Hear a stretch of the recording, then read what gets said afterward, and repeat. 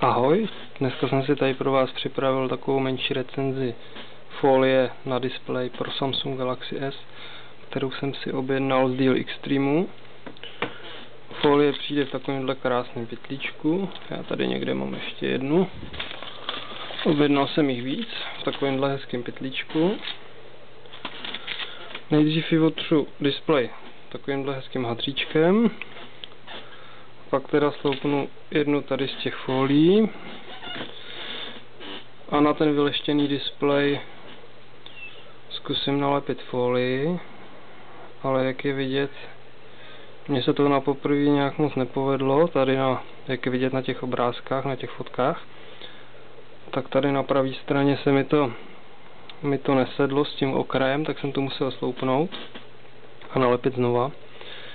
Ale tady na tom levém horním rohu, jak jsem to vynípával nechtem, tak už se mi to nechce teď přilepit.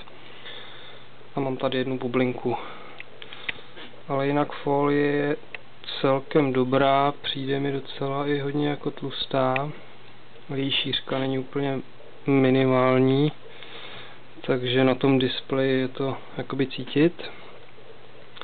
Když má člověk trochu vlhčí ruce, se mu víc potí, tak se s tím trochu hůř jezdí, s tím prstem po tom displeji, ale na barvy to podle mě nemá vliv, což můžete posoudit podle těch fotek, co jsem dal, co jsou tady na té stránce.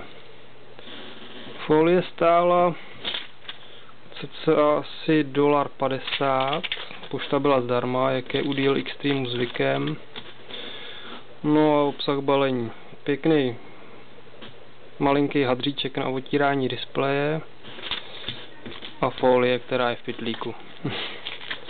Toť vše. Děkuju za to, že se koukáte na moje video a snad vám to pomůže.